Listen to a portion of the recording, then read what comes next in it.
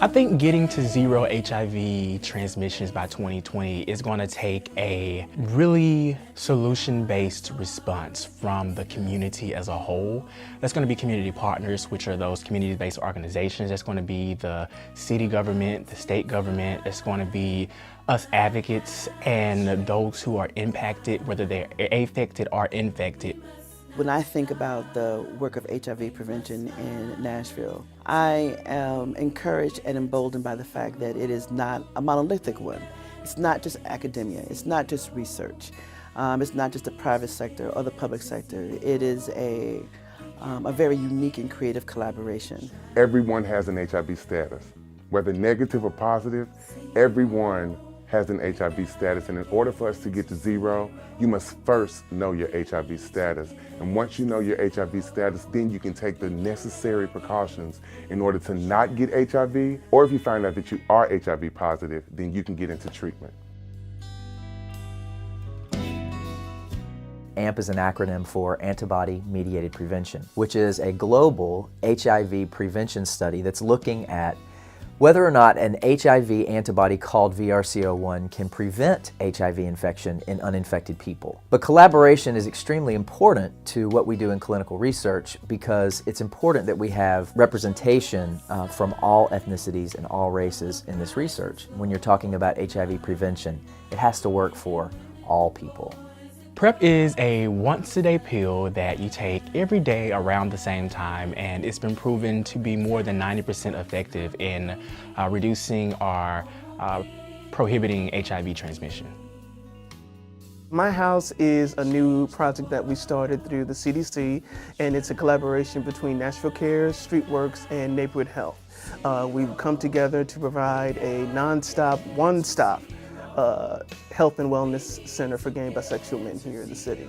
People can come in and get their flu shots, get their HIV tests, their STI checks, just all of those different things. So we're going to have a lot of different integrated services. So treatment as prevention means a lot to me because I've learned that if I stay on treatment, then the likelihood of me passing HIV is zero. So I want to make sure that I continue on treatment and I continue to be the prevention voice that people need in order to get to zero. People encounter us and, I mean, look at us. This is a tool that we can use to start conversations with people. And when it comes to education, when it comes to reducing stigma, when it comes to preventing HIV infections, it starts with a conversation. Getting to zero by 2020, it's doable. I think it's just going to take education. All of us putting down our guard and just willing to step up to the plate and do whatever we can. Being a part of the trans community and being a part of other communities as well.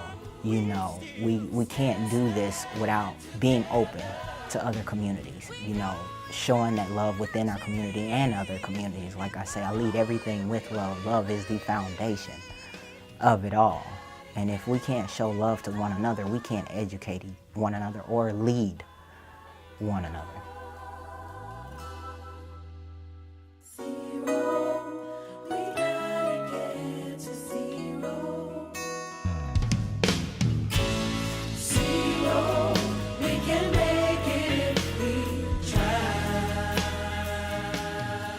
I think the most important thing that I can do is to listen, to be a friend, and to share information. I think the most important thing I can do is continue to educate as well as continue to be a part of the whole awareness movement. You know, it's hard for some organizations to reach everybody, so if you have such a diverse group of people to be aware, to communicate, to be a part, it will help everyone know more about it and help us get to zero by 2020.